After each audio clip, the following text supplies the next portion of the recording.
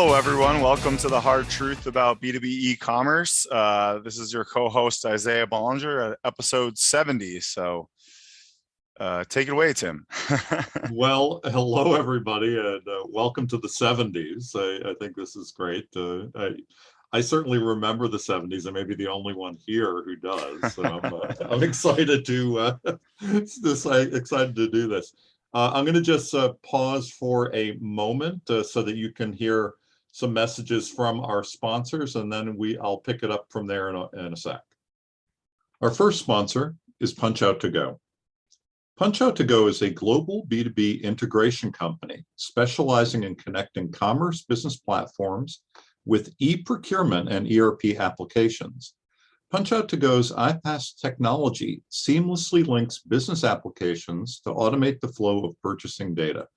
With their solution, you can immediately reduce integration complexities for Punchout catalogs, electronic purchase orders, invoices, and other B2B sales order automation documents in order to accelerate business results. Balance is our other sponsor. Balance is a B2B e-commerce payment solution that works well for you and your buyers. It offers a seamless one-click checkout for almost any payment method, including ACH, wire, checks, cards, even terms. It's used by leaders in B2B e-commerce, and it's as easy as buying a shirt from Amazon. Check them out at getbalance.com, book a session, and tell them what your needs are. They are the first dedicated payment platform for B2B e-commerce, 100% tailored to your needs. Thanks again to our sponsor, Balance. Okay, everyone, thank you to our sponsors. We are so happy to be working with you guys. Really appreciate everything you've done for us. And if anyone's listening and would like to sponsor our podcast, just reach out. We're happy to talk with you about it. A lot of opportunities for not just the podcast, but we also have an event series and some other things planned in 2022. So let's get right into the fun. I'm going to throw this back to Isaiah. We have an excellent guest today.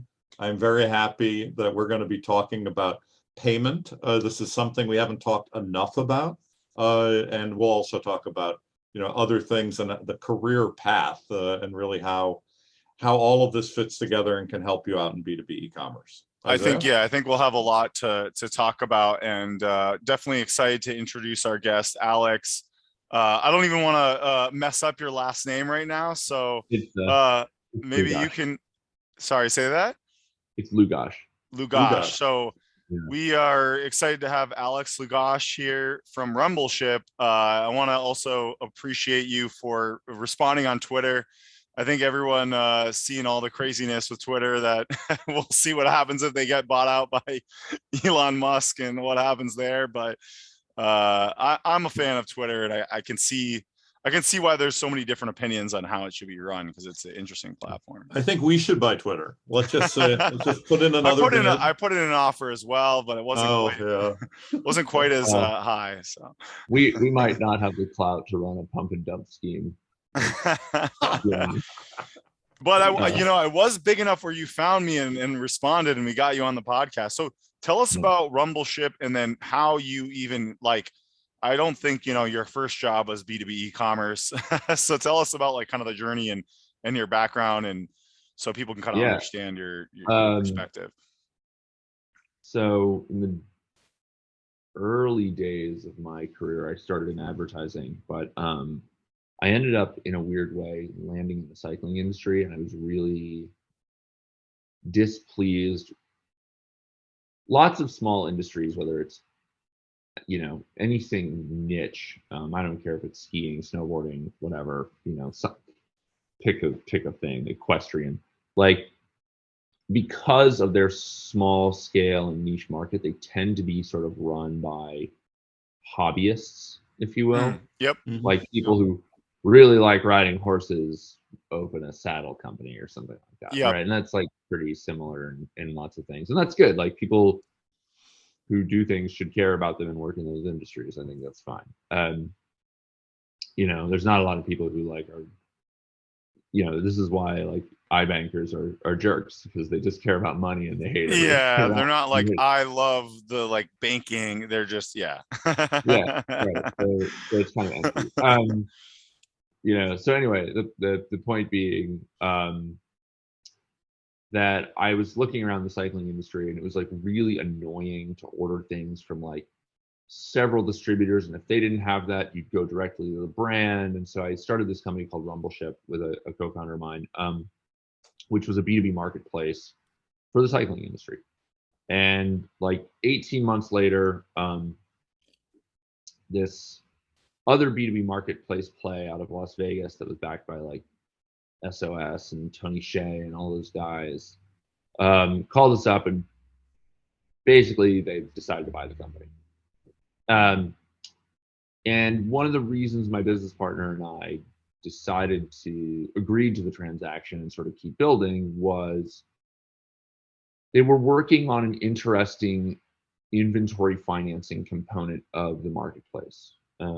Fast forward like a year or something, and the CEO detonated the whole thing with a bunch of sort of like side projects and blew all the money, and we left. Sounds We like left. a miniature version of WeWork or something like, or this, the Fast. I don't know if you saw the Fast debacle. Yeah, that was far more functional than this. Okay, that's good. All right, good. Oh, wow. I thought you were going to say the other way around, but okay. We'll do another podcast on that. It sounds like that's a whole other thing. It sounds like that could be probably a whole podcast. Far more functional. Anyway, so we left this company and we were like, the most interesting thing we've been working on was this inventory financing component. And we always thought like it should be at checkout that you could choose net 30, 60, 90-day terms. And it would work, sort of like PayPal, but with terms. That's how we described it. And so we put together like a WooCommerce, MVP, because you can build anything on WooCommerce, right? That's just the nature of what it is. I mean, there's pluses and minuses to that, but in terms of like rapidly prototyping, like it's open source and cheap and easy. It's cheap and easy. Yeah. Totally, right? So we did that, and then we raised some money, and then we raised some more money, and we built the business for about 4 or 5 years, and then there was this global pandemic. I didn't hear about that. You're going to have to fill us in. Well, wasn't that also huge for the cycling industry, though? In general. Well, at this point we were in everything, a bunch of industries, and one of the issues became that inventory purchasing in the early days of, like when you're raising money, like you're trying to grow month over month, and you're trying to show, this hockey stick growth, and all of a sudden inventory purchasing fell off in several months, right? So like it just wasn't a great time to be raising money. The category of BNPL was buy now, pay later, wasn't really a thing when we started, and it really wasn't a thing. It really hasn't been a thing, but for the last 18 months, really since the IPO of Affirm. Yeah, Affirm really kind of seems like they really became the leader in that space. Well, it just, whether they're the leader or not, there's Afterpay, but there's a zillion sort of buy now, pay later type products. For sure. But it's fair to say that they're definitely the largest. Is that a fair statement? Affirm. Yeah, and I think they have the best sort of like return customers and whatnot, but also anyway, we don't need to evaluate their business. The point being that all of a sudden BNPL became a category, and last March we had achieved something where we had very low non-payment. I mean, like under 25 basis points over a month, month over month, and growing revenues. And I actually made the decision with my business partner that this was the time that we needed to not be doing this. We weren't able to raise more debt capital because it was hard to raise equity at the time. There were newer entries into the market. You know, one of the things about raising venture is like, kind of helps to be like the new kid on the block, where like people haven't seen that before. You don't get like multiple chances to pitch people. And maybe I just suck at raising money. Like that's a totally fine thing. And at the same time, we've been approached by a bunch of like banks and sort of alternative lenders who are like, hey, you know, could we use your software? We hear that like your software can basically originate a loan and underwrite and do everything automatically. And we're like, well, theoretically. And they're like, well, could we use part of your software? And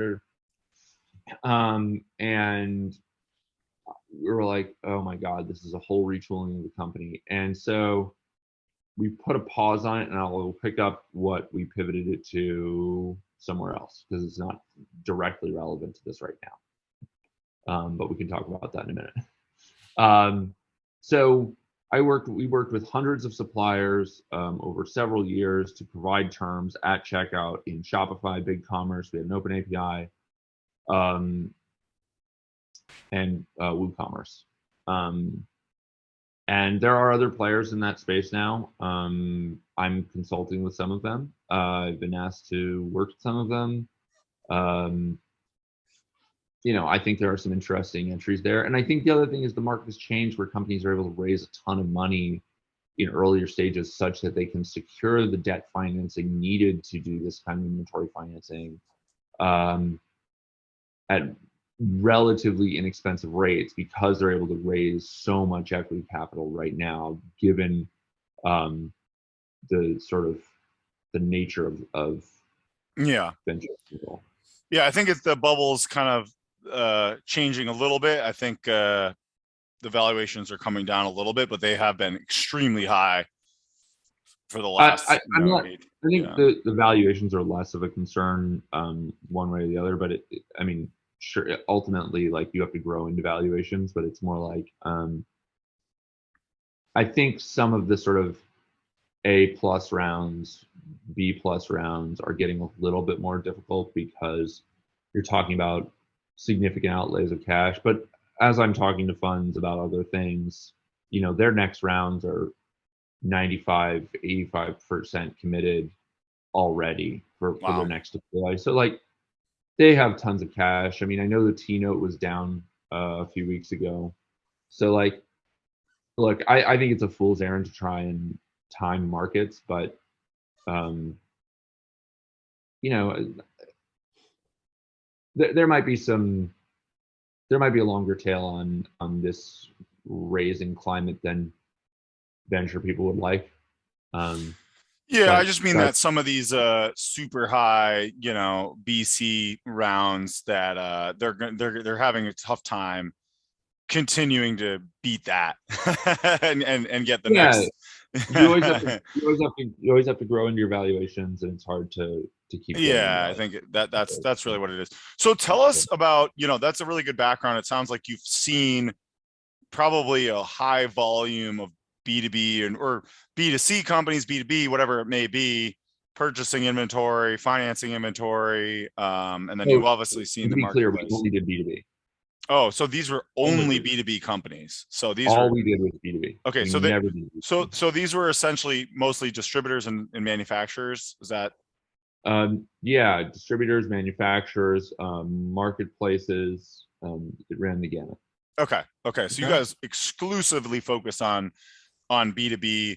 And what were the kind of like typical sizes of inventory that people were trying to finance? Like talking hundreds of thousands, 10,000, or?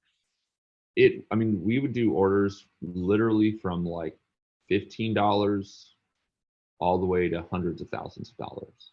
Gotcha. And so what they're doing is they're trying to kind of, especially during the pandemic, like I'm just kind of assuming this, I'm curious. They're like, okay, we know that demand's crazy, so we need to finance a lot of inventory so we can have more inventory ahead of time and get it out to people. We were sort of pre-pandemic when we were really in the thick of it, and then pandemic hit and inventory purchasing dropped, right? Because everybody's quarantine for, it was really like, it's longer, you know, hindsight is hard, but it's like, there were really 6-7 months of really slow, not Yeah, I'm thinking like now, or the when people start, when the right, demand started to pick up. So yeah, you're right. talking about those drops, you know, pre-holidays, basically, sort Yeah. of. I Yeah, mean, it just, yeah. Took a and while to so, pick back up, but now it's back up. yeah, Okay, and so like, I get it. Now it's raging. so And it's so good. Yeah. what did you guys see in the evolution of B2B commerce? I mean, I know that's a very general question, but I guess we're like, what were some of the takeaways from this experience kind of being on that side of the business, the inventory, I guess it's called the inventory slash financing side. Like, did you feel like, okay, like, wow, people are starting to like really innovate with BigCommerce or Shopify or WooCommerce or whatever it is? Or did you feel like it was still kind of like this like weird early stage process that they didn't really know what they were doing? Um, this is funny. I don't, again, I don't know that I'm the right person to talk about market timing. I usually tend to be, unfortunately, like 4 or 5 years ahead of like the vanguard of where things are going. Um, but you know, when we started a B2B marketplace, we were like, this is going to be a thing. Now B2B marketplaces are really a thing. It's a big We thing, started like yeah. 2012, 2014. Anyway, the point being like, um, I think there's, people are doing it to, people are succeeding to sort of lesser and greater extents in B2B ecom. I think the real breakout is going to be when the buyers are no longer like a generation above mine, which is to say, like, were you born, you know, prior to 1978, and you're a buyer at, you know, let's just call it like a 7-store chain, you know, sports out retailer or something like that, like, you're probably still comfortable calling in or emailing your order or whatever. And look, a lot of business still happens on email. Like, I was talking to a Oh yeah. Yeah. pet food company the other day, and they were like, oh, you know, we still take B2B orders on email. And I just was like, why? You know, like, you know, I was like, but then you put them in the Shopify system. Like, that's literally Or the just, ERP or whatever it is. Yeah. yeah, Yeah. whatever. So, um, you know, habits are a hard thing to break. Um, you know, so we know that. But I think it's generational, and I think like that shift is happening. Um, you know, slowly. And when the buyers become younger people who are like, oh my God. I mean, look, we live in a generation where like people can't even like call each other, right? Like, when we get to the generation where people, or the generation who can't even call each other, like, is running buying for retail, like, they'll use B2B portals, you know, Yeah. You know, right? Like, one thing I've found, and you know, I'm from that generation, right? So I'll sure. just kind of dive right in there. One thing I've found is that there is, I think the adoption is accelerating in the older generation in the last few years, especially given COVID. You know, Yeah, it's really been accelerating, and and this is absolutely direct truth from somebody I was speaking with recently. You mentioned about the emails. What they do now is, like, if somebody tries to place an order, you know, via email, they get back a link and say, yeah. no, And you know, this is not what we do. You do that's this. what I, You know. that's what I told these people. I was sort of, there was a consulting call, and they were like, should we do it? And I was like, send them back an email link that just says, here's our portal. Like, That's it. That's it. That's all they get. It's like, this is our process now. Ding. You know, so yeah, I think it's really changed even just in the last 2-3 years. But you're yeah. basically right. I mean, people of my I generation, it was much slower. I think it's particularly true when you're dealing with less complex SKUs. Um, you know, and look, I think the other thing is, B2B is going to mirror B2C, which is you need to have a lot of product information there. There needs to be a lot of sort of intelligence, YouTube reviews, etc. Like consumers need to be able to gather that. Consumers, people who are buying, need to be able to gather that the proper product information to be able to put together, cart orders. Now, the flip side is like most consumer orders is they buy one or two things. Like in B2B, we tend to see inventory lists. And so some of the layouts and like consideration for actual shopping needs to be different. But it could be a very complex cart or, process for a buying process for like a building or something where it's like talking about like 100 SKUs or something like that. Totally. But the psychology around shipping and things like that are not, that different ultimately. And it depends on sort of like where you are in the, again, like the sophistication of SKUs and coordination and what you're buying. Like it's one thing to buy like 50 bags of dog food. It's another thing to be like, okay, well, we're repairing this air conditioning unit and we're rethinking the whole HVAC of this building. Like we need like 150 parts and we can't mess one up. And there's MOQs. Yeah, super complicated. Yeah, totally get it.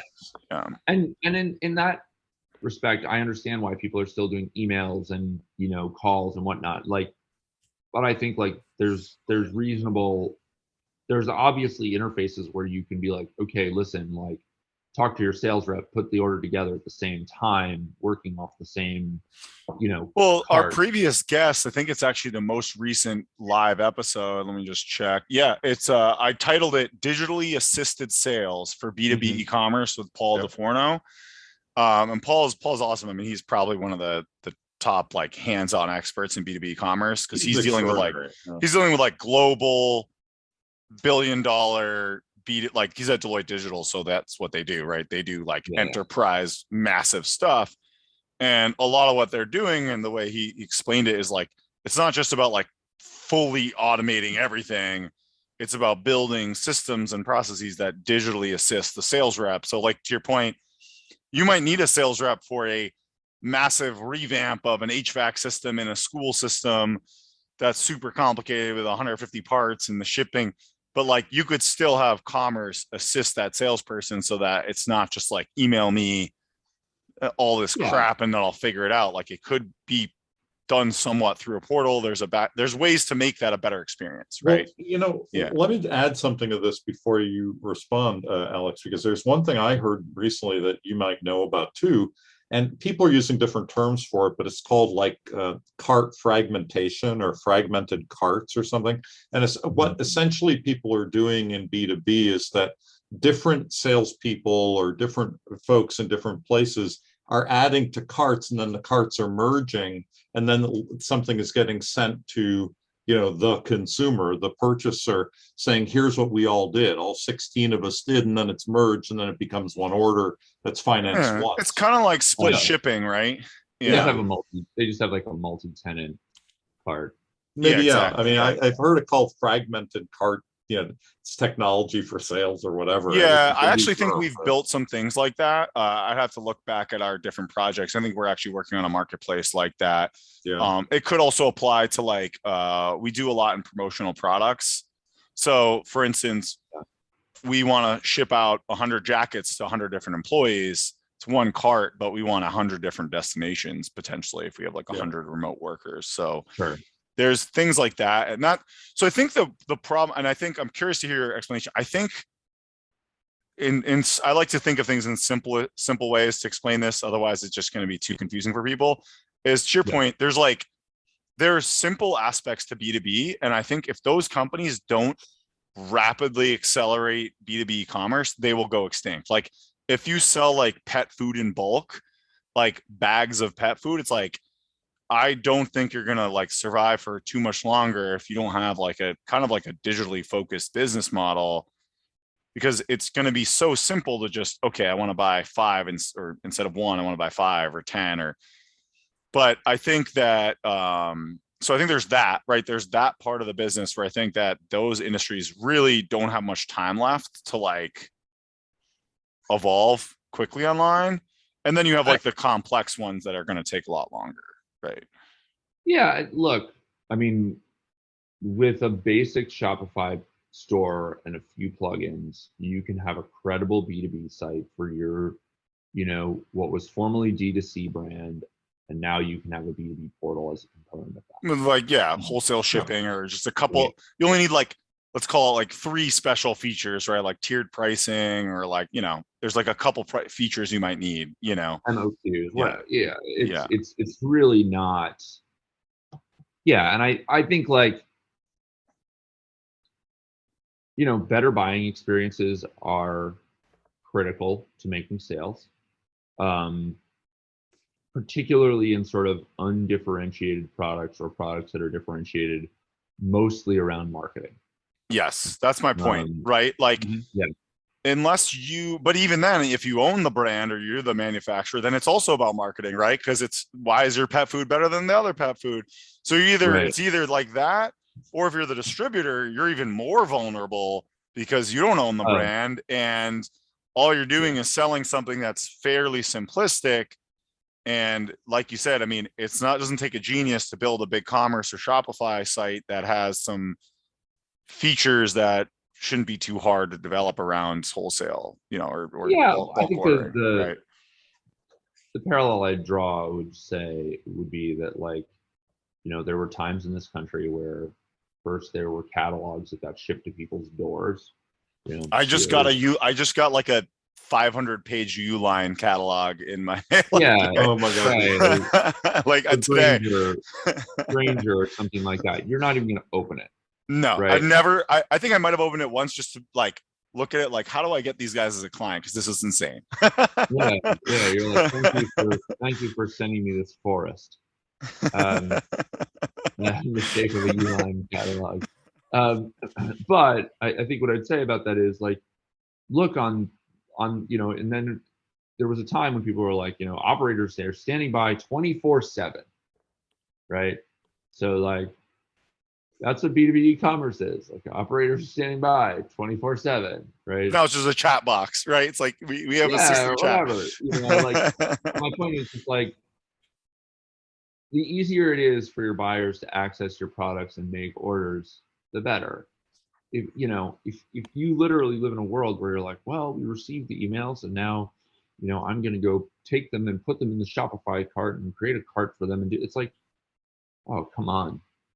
People order things from Amazon every day. Like, some stunning amount of Americans do this. Like, a stunning amount of Americans use e-commerce. Like, the fact that somehow your B2B brand is special or unique and shouldn't be doing that, like, you better be making like some sort of like hand tool for Japanese carpentry if that's the case, Well, that's my point, right? Is the level of complexity that's let's call it protected from this, is going to keep having to get higher and higher. The bar is going to have to get higher and higher because the tools are getting more advanced. And like, for instance, that split cart thing, it'll probably eventually be like a native feature for some of these platforms, right? And so like, eventually that bar will get down the funnel where, like you said, if you don't manufacture or distribute some insanely complex thing, if you're not doing this, you are behind the times. And I think the reason why a lot of this is so far behind isn't just the e-commerce, it's all the systems that go behind it. I mean, I can think of 2 active customers right now that we have. One is completely retail and one is distribution. The retail is a fairly large company. It's kind of like a household name retailer, or female household names, female clothes. And they showed us like their like diagram of all their tech. And it was like the most insane thing I've seen. It's like, it literally looked like a diagram of like a nuclear power plant. Like, it was like, it was like the order, like you have things, all these different like marketing tech, and it goes to like the e-com system. And then you have like a POS, and then that goes to the warehouse management system. And then that goes to the ERP. Like, literally I'm talking of like, if you like it, and because we had talked to like the platforms that they were evaluating because they're looking at switching e-commerce, they said it was like one of the most like overly complex things they've ever seen. And they talk to, they have hundreds of thousands of customers, right? So my point is, and then there's an example of this on the distributor customer that we have, where they had not been able to get e-commerce just even live. They had failed with that. And, our goal is to help them. They just have a request a quote on their website, and that's it. Like, but it's a request a quote cart. So you can build a cart, but you can't actually buy, right? You can build a cart and request it. So it's like kind of like an email, but like it's like a more advanced email ordering process, kind of, right? And the reason, yeah, I understand that. There's like basically you just sort of drop off into the ether. The experience is incomplete. Yeah, it's like you might hear back in 3 days. Like, who knows how fast they get back to you. But just to try and sum this up, and there's a point to all this. I started to ask them, like, well, there's two things. One, like they couldn't figure out the payments gateway, and they need to authorize the payment, but then the shipment might not come up until later. So they're struggling with some of the like kind of like accept a payment, but then authorize and actually like transact later on. And then they were also struggling with the fact that like the ERP payment gateway wasn't like necessarily compliant or didn't have a plugin with the e-com payment. So a lot of what I'm realizing is this all comes back to these legacy back office systems. And I asked them, I was like, so how do you guys do pricing? Because what I've learned over the years, and as you can tell, this is, I've been doing this podcast for a while. I've dealt with these. There's a reason I started this podcast. Is pricing is often one of the biggest barriers because they have basically a different price for every customer. So, and that's all stored in the ERP, right?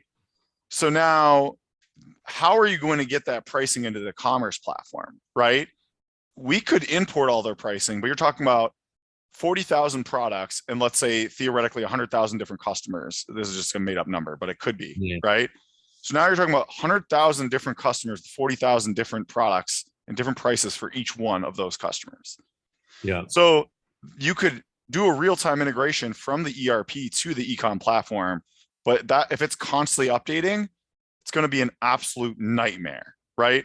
So we've done some technical things around this problem before, but I can tell you this is a hard problem. This is not an easy technical problem to solve. I have actually solved it in different ways.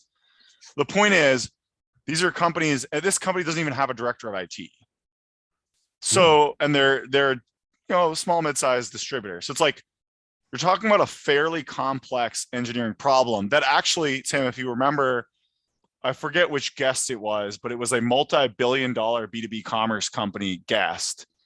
And they didn't even fully solve it. They basically had them go through the whole process and they would get the price at the very end because the call to the ERP to get the price I remember was so slow that you can't show it on the catalog and all the other parts of the process because it would just bog down the site. So they only make a final call at the very end. After Alex responds, I want to add something to this because you might find this amusing. But Alex, we should let you in. So I guess my point and my question at the same time is like, I feel like these companies have created these like processes because they could do business that way successfully for hundreds of years or 50 years or whatever it is. But those processes create so much complexity, I guess I would say almost unnecessary complexity for e-commerce that they can't really figure out how to do e-commerce successfully. Do you see what I'm saying? Like trying to take that process and bring it into e-commerce is like almost impossible given where they're at as a business, right? Because they don't have a CTO, they don't have the engineers. Like I could probably do it if I was like the CEO, but they cannot do it and they cannot afford to pay me enough to do it usually when they see my quotes. Here's what I'd say about it. And I actually used to run into this a lot. And when we were dealing with companies, because they'd be like, well, but when they place the order, we don't know the shipping and how do we deal with that with the terms at the end? Right. Yes. This is just like the pricing, but like another variation of that problem. So to clarify, shipping costs in B2B are often not told till the customer until like sometimes after they place the order, and sometimes that's manual, right? Yeah, and I always just thought, well, first of all, we didn't do the terms in the shipping because it wasn't part of the SKU, but whatever. I always told people, I was like, I guess my default for things like this is like, because I was not their agency, right? And I wasn't quoting them for this, and I wasn't selling them technology that solved this types of problems, right? We were selling them basically, credit terms and the ability to do that at checkout. So like I can't concern myself with their ancillary problems. Exactly. Well, yeah, especially to run your business. Yeah, but what I always told people was like, I can't just like become a development agency and fix your pricing and your shipping. But what I always told people is like, why are you doing it that way?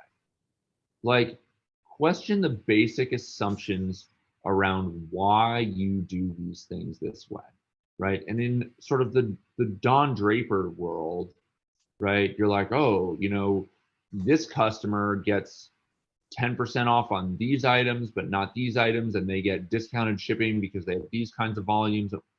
Like, volume pricing and discounts are easy, right? I mean,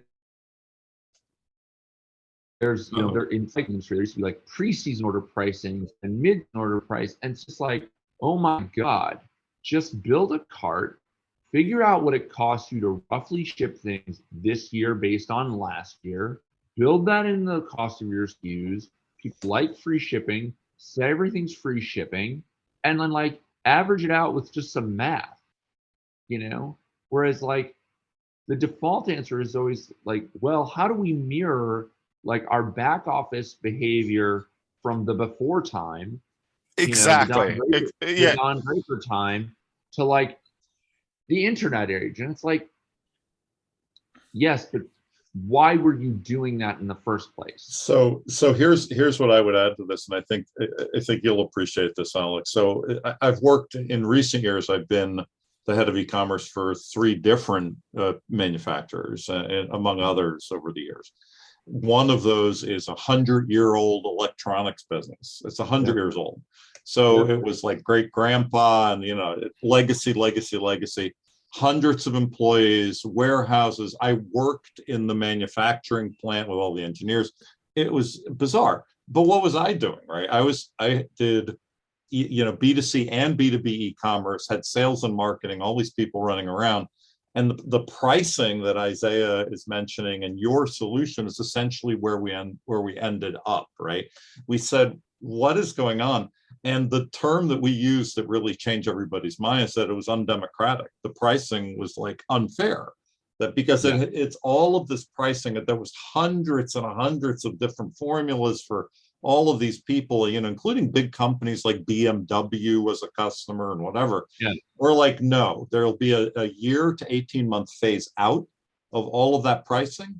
There will be this pricing system, and it'll be based on, these factors, and that's it.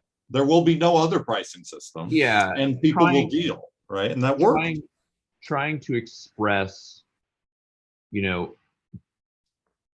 any number of sort of complicated deal structures in code is really like, you basically lost any of the technological leverage that you get out of something like this. It's like, okay, well, the whole point of having an ordering system is so that we don't have to have like, inside sales, right? Yeah. Right? It's a lever on technology. Fine. Yeah. So now your people can do real sales and go get new business, right? Or whatever. Yeah. Or we can reduce their footprint or whatever, right? Because technology is just a lever on human capital. Sure. Right. So then we say, okay, fine. Like, but yes, I think one of the main problems is always like, okay, well, we want to still like do it this old way, and then we want to express it in code. It's like, no. Like, how many pages do you want to have people click through? How many like loops do you want to have them jump through? How many codes do you like? And I don't think there's an appreciation for make it simple, right? Keep it simple, keep it fast, make it easy, get them onto their next order. Right? Do you think it's fair to say that really the crux of the problem is that B2B in general, and this is a general statement, it depends on the company, has created overly complex operations. And I think a lot of this comes back to the sales reps, right? They're very much run by salespeople, and those salespeople had a lot of control over pricing per customer, and they would give individual discounts. And then that all went back into these systems when they started getting ERP systems. And then now they're trying to figure out how the hell to bring that online. And it just doesn't really make sense for e-commerce, right? I think like I'm not a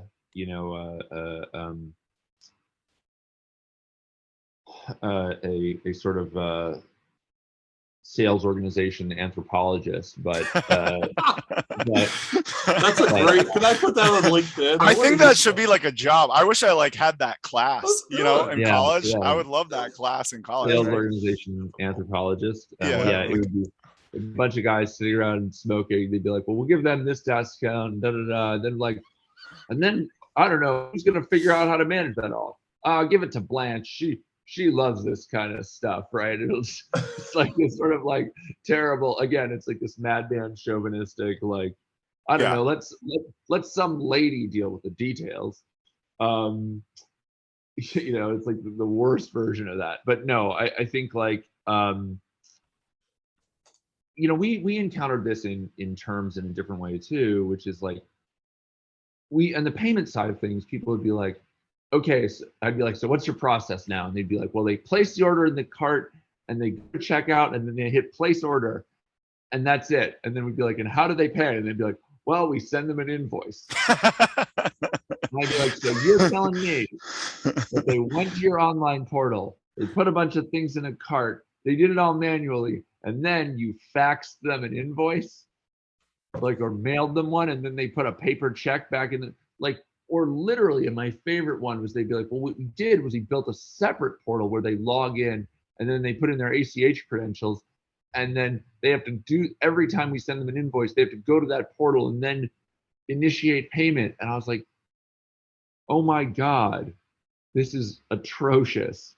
I was like, did you buy anything from anybody? I was like, one time I was selling something to a lighting company, or selling Rumbleship to a lighting company.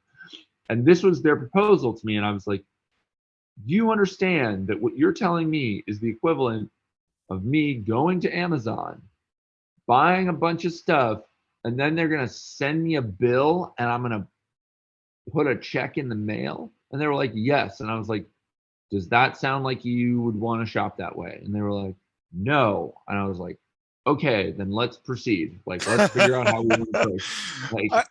I feel like that's what needs to happen is so here's what's funny to me or interesting to me is that we uncover these issues. And a lot of times it's like the director of IT or I've seen some where it's like the director of marketing or just some guy, right? That is not an owner, isn't even maybe an executive. Yep. And then you expose all this and it's like, well, oh shit, they're not going to change any of that. They're not going to be able to go back and be like, hey guys, we need to restructure our entire company and processes and simplify everything.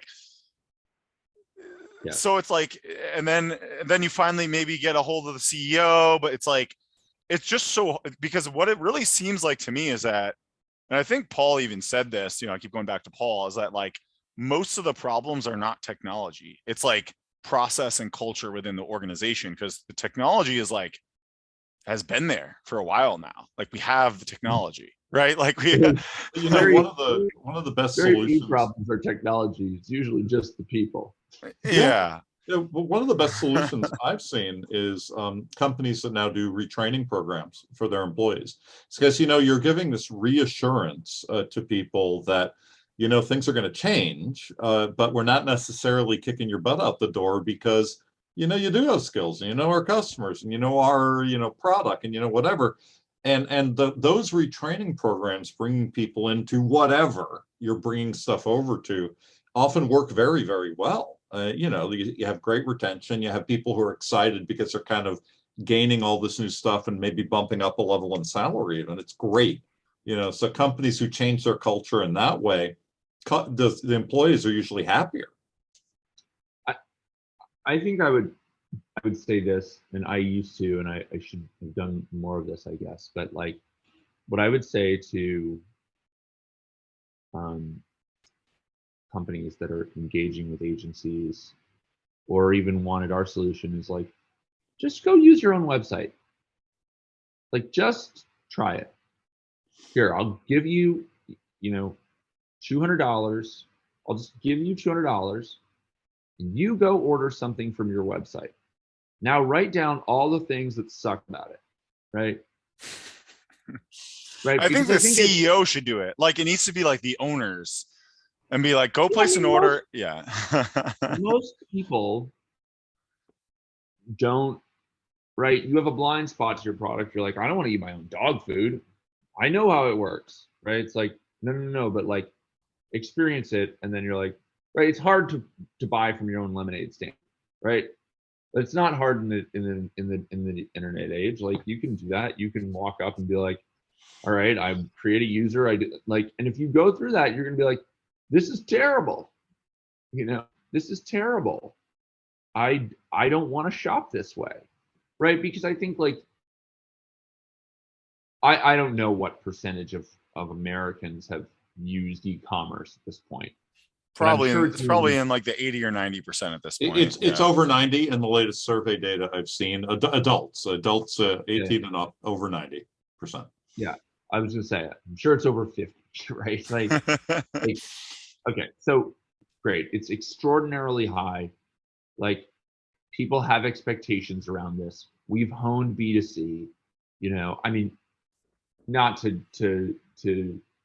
dump on Fast or Bolt or any of these people, but like this click checkout thing, it's like, man, we're really scraping off the last sort of like needle of how fast we can get. Yeah, we got a lot of options. Yeah, it's like, okay, like checking out isn't that hard. I actually ran into a company the other day. I bought something online.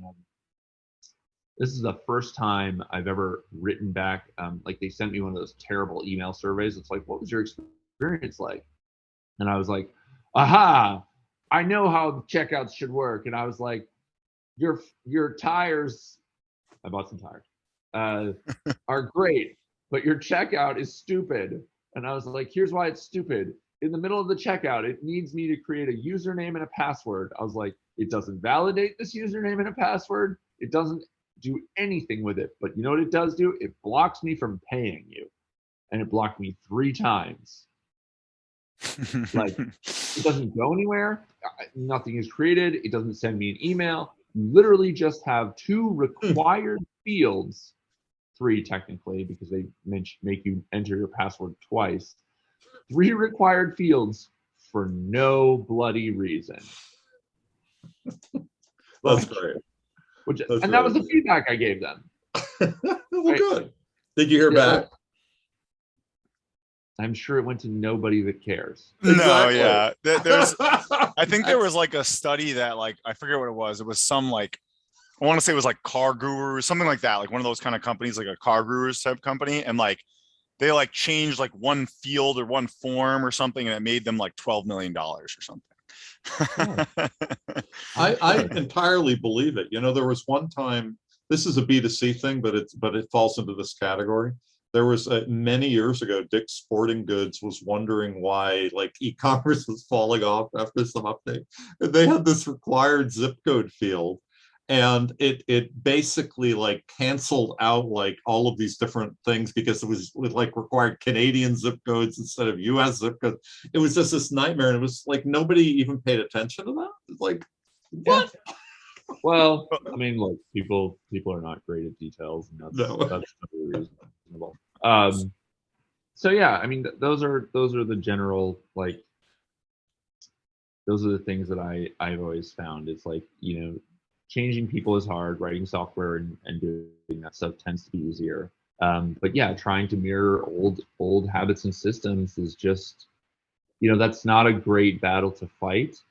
I don't run an agency, but I used to work in an advertising agency many years ago, and like, we had clients, like, I remember writing radio ads, and they'd be like, that's great and entertaining and whatnot, and like, people definitely want to hear that, but like, can you mention our sales and our prices and our coffee, like, what, just like, they'd be like, just take that ad and make it really boring so no one would want to listen to it.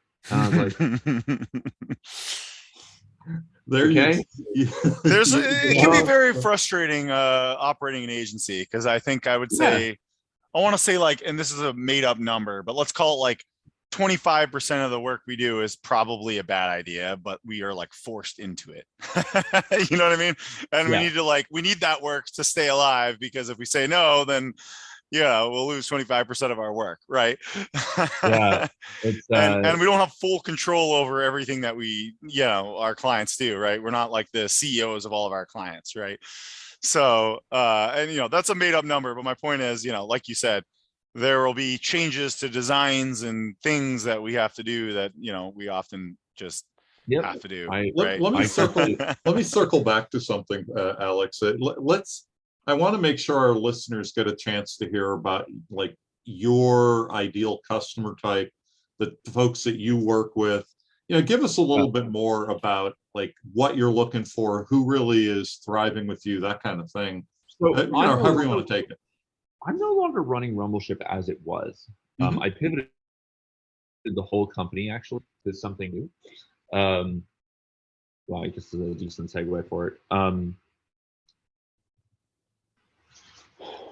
We built a really, really, really good underwriting tool because we had to underwrite. We were guaranteeing credit. And like I said, we got to basically, I think it was under 25 basis points of losses on a monthly. I mean, sometimes it was 0, but on average, over like 12 months, it was under 25 basis points. For anybody doesn't know what basis points is, they can look it up. So anyway, we got to this place where we had our best month ever, and I was like, I don't want to keep chasing debt capital and equity capital to try and like scale this up. I see there are other constituencies in the market. There's going to be a war here or some sort of competitive field. We didn't get there fast enough. That's fine. You just saw it happen, right? It was Bolt, Fast, Affirm. It's like, it's pretty much just played out, sort of. Well, we beat out some of the people we were around. It doesn't matter. Like, I was just like, I know what's coming here. This is. I need to. And again, we got others offers. And one of the things that happens in B2B sort of buy now, pay later products. And I know this because we talked to at least 8 founders who come to me and been like, hey, so I know you do this, like, can you mentor me on this or talk to me about it? They get to this place where they're like, and then we're gonna have to do underwriting. And I go, okay, and how are you gonna do that? And they go, well, we're gonna use Plaid and this thing called Dun & Bradstreet. And I go, okay. Well, there's some problems there. The Plaid data isn't going to be very good some of the time, certainly not enough to cover your losses. I was like, in a Dun & Bradstreet report, I was like, is basically like asking somebody, did this company pay a bill sometime? Maybe. It's really hard to get good credit information on businesses. It's very hard. It's almost impossible. So I took the Rumbleship underwriting product and released it as a public thing. It will be out by the time you publish this podcast. It'll be available. Excellent. That's amazing, because we've been looking for a tool. Sorry if you don't mind me, because we might actually be interested to determine the risk of new customers, because we often are somewhat generous with, we do work and we invoice, and we don't necessarily like immediately stop work if they don't, Timothy, you can go to businesscreditreport.co and you can see the product called Underwriter. Excellent. If you want to pull it up on the screen or something like that. I'm doing it right now. What is it? Business what? Businesscreditreport.co. Okay.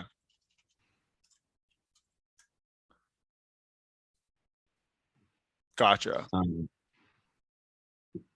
So if you are a business owner on the internet, you can give us, basically you'll enter, your email, your address, you create a user, you'll enter, your address, your EIN, you connect a bank account, you connect your accounting system, whatever it happens to be. We cover almost all of them. And then we will give you 3 sub-scores and an overall score. The first sub-score is your identity score. So are you who you say you are? Basically, are your state and local filings up to date and in order? Right? Yeah. A little bit of sort of lightweight KYC. We score that. Then we give you a banking score. So you connected a bank account. Okay, fine. We evaluate that. And then you connect your accounting system. And then we're going to give you some accounting ratio ranges. And then we've scored those. And then you get an overall score at the top. So you're creating an Experian FICO type score for businesses. Right, but it's based on real data, not hearsay data. Yeah, not like, hey, we think you paid your bills, but like what I think a lot of people don't realize is like there are businesses that could stiff vendors all the time, and it's very hard to enforce that because you can send them to collections, but like, okay, you send them to collections, and then what? Like, it's like, I know a ton about this. Yeah, I will tell you this: you can. If a business has $1 million in the bank account and they owe you $1,000, you do not have a great prediction of whether they're going to pay you or not, right? Like in a vacuum, it's like, I don't know, they might just not like you, right? Yeah, Tommy Lee from I don't know if you, sorry, I'm making a reference to the new Hulu show. He just didn't pay he didn't pay the carpenter because he didn't like him. He didn't like him. Trying to figure out if somebody is likely to pay you is not really worth your time, right? I'm sure you can eventually get there. Yeah, trying to figure out if somebody can pay you is way more worth your time. And so that's what we set out to do. We said, like, listen, we know what their bank account looks like. We know what their financial ratios are. They are who they say they are.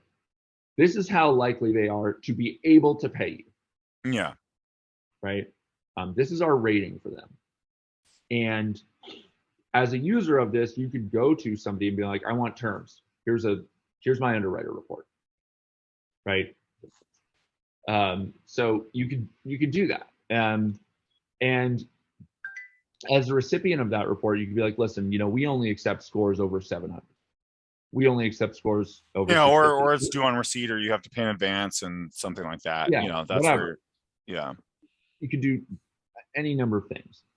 I'm gonna interrupt for 1 second. Yeah. I'm gonna have to disappear from the podcast and let you guys continue. You should continue because I want to hear the end of this too. Yeah, we have more to get to. Thank you, Tim. I have to let you wrap up, but I'll talk to you guys later. We're definitely gonna have to have you back because I think there's gonna have you back. I'm gonna just disappear and let you continue. Okay. Yeah. So you can figure out the high likelihood that they can pay you, and then here's where it gets even worse though, because they can pay you. Let's say they can pay you, but they just decide not to pay you, right? Now you have legal recourse, you have collections recourse, but none of the options are good, right? Like if somebody can pay you and they're not paying you, first of all, that's not that common. It's pretty rare. It's usually because, and from my experience, it would only because they really believed that they didn't get the service they wanted. It's a principle type thing. So usually that can be worked out. Or you're doing business with Donald Trump. Yeah, there is they do exist. There are people like that, right? And so, but to your point, I mean, unfortunately, it happens to us. It's happened to us, maybe once a year, where we have a small business customer who, or they'll say, "Oh, we're waiting on funding," or they might sort of still be operating, but who knows? They essentially claim they can't pay because they don't have money, right? but we can't verify that. We can't, like, I don't have access to their bank account. They could just be saying that and I have no idea, right? Generally, they are smaller businesses. So I think for the most part, they are not lying, but they could be lying. And I have more or less no idea, Yeah. So there's a few things you can do. Like with an underwriter report, obviously, so it updates monthly, and you could just be like, hey, I just want to, just before you do business with people, you should just get their underwriter report generally. Yeah. Right. Just be like, heck, you could be like, give me a screenshot of it. Like that way you're not. Well, we try to, but the old systems are so shitty. Like you said, it's like getting a or B from like a Dun and Brown, whatever those. It's like more or less, it's more or less useless for our purposes. You know what I mean? It's like, Dun and Bradstreet really doesn't touch anything under $20 million a year in revenue, and really it's under 100. Yeah, it's not accurate. I don't think anything under 100 million in revenue is probably accurate at all where it has any use. And then usually if they're doing over 100 million in revenue, they're probably going to pay you. Well, again, unless they're like, they're one of those retailers filing for Chapter 11, or, there are the occasional large companies that go bankrupt, but it's pretty rare that I've had a large company not pay me. Look, if you have an accounts payable department, you usually pay your bills. Exactly. And those are usually the companies that are over 100 million. Even less. But it gets tricky when you get into situations where the owner is paying and then there's a personality thing, or sometimes it's a husband or wife or somebody who runs the accounts, and then it's like you're getting the runaround. SMBs have this issue all the time. I think like we put together this because we were really good at evaluating credit for SMBs. Yeah, no, it's awesome. I love this concept. I didn't expect this to turn into a commercial for you guys, but I think everyone should check out. I'm looking at it now. It's underwriter.com without the E at the end. You can go to businesscreditreport.co. And that'll that too. But and by the time this podcast comes out, it'll be live. Yeah, no, I'm excited to check it out and test it out, and I'm gonna send it to our controller, because our controller will be very interested to see if this works for him.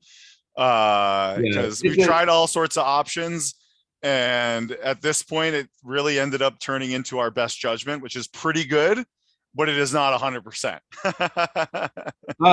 You're never gonna get to 100%, but you are, like, something like this, you'll be like, okay, this looks really shitty, right? You'll be able to sort of look at something and be like, all right, like the ratios are all in red, like, you're paying up front, buddy. Like, you're paying your credit cards on file. You're like, we are not doing billable hours until we have a down payment on the hours.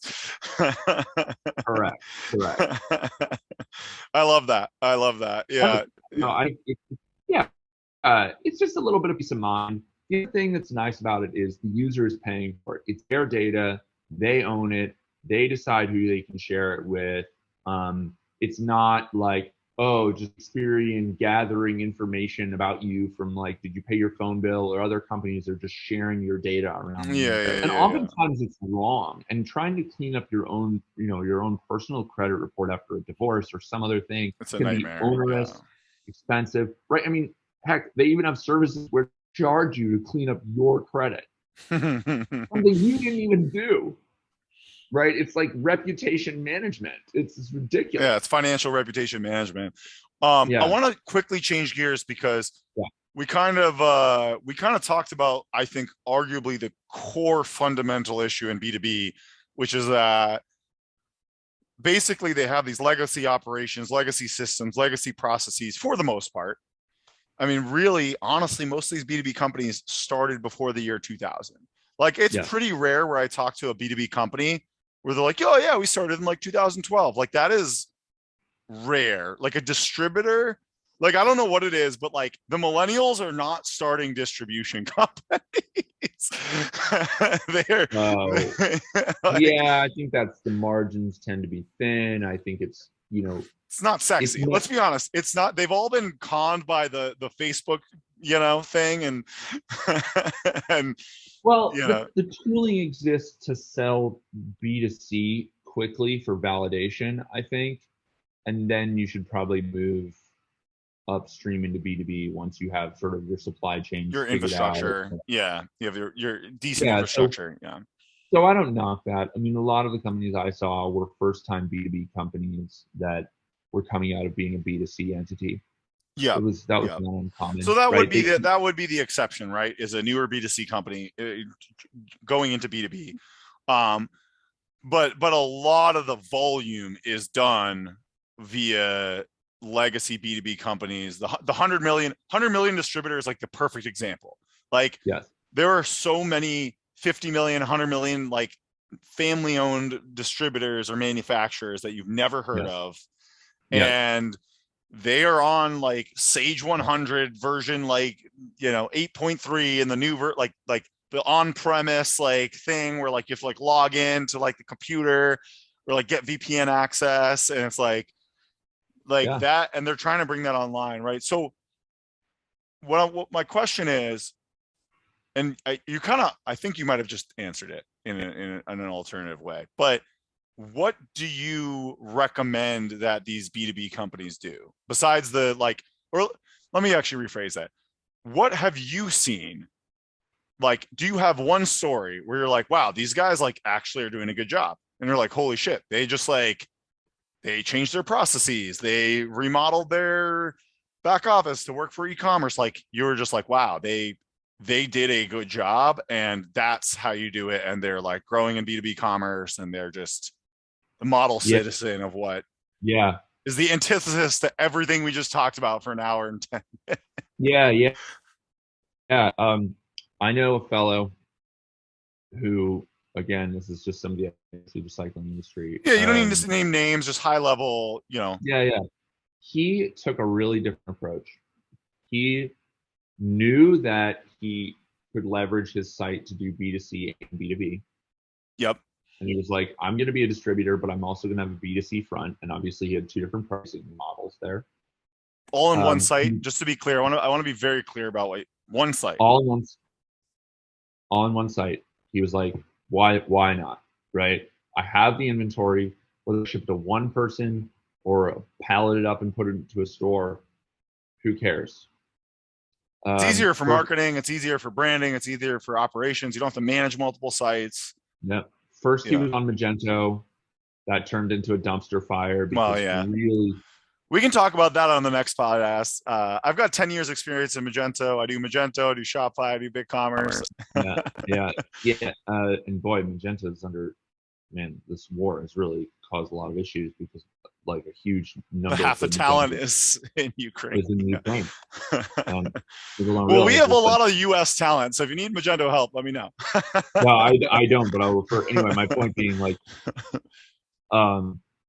it's, he basically was like, listen, one site can do it all.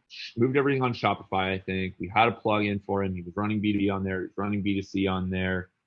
Was it the wholesale app? There's a wholesale app we've used successfully. I wonder if it's the same. The Rymera one that he was maybe using. I have to Google it. No, Rymera is WooCommerce. I don't know what he was using.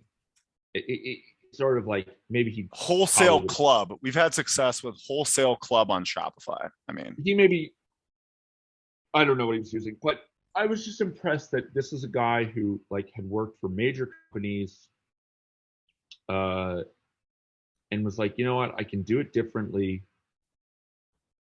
And he's making it work. He's landing good brands. He was like, I'm gonna do it where I can do B2B and B2C on the same site. And that's going to be like the lifeblood of this thing. And, just really prudent way of doing it. And did he, so what did he sell? Can we talk about How complex? What was like his most complex sale, I guess? Oh, there was nothing complex. Again, they were consumer bicycle items: helmets, tires, bikes, shoes, tires, tubes. You name it, right? So like, but he had his infrastructure set up so he could ship you 3 things, 50 things, a pallet of things. All right? online, all through the website. I could get a pallet on the website. All through the same site. Wow. I mean, the pallet option obviously wasn't available for consumers, but like, once you get your authorized B2B buyer and go through underwriter, right? Yeah. Once you go through underwriter and you're proven that you can pay $1 million or whatever the pallet is. Yeah. So you can do that. I just thought it was prudent to do it that way. It's like, this guy is really like leveraging the technology. I think he had a team of like 3 or 4 people running a full on distribution business. Kudos to him. Yeah. So he was essentially running a fairly sizable distribution business with, you said 4 or 5 people basically? Yeah. Wow. Are you allowed to, can you give away any kind of revenues you think was going through that business, or?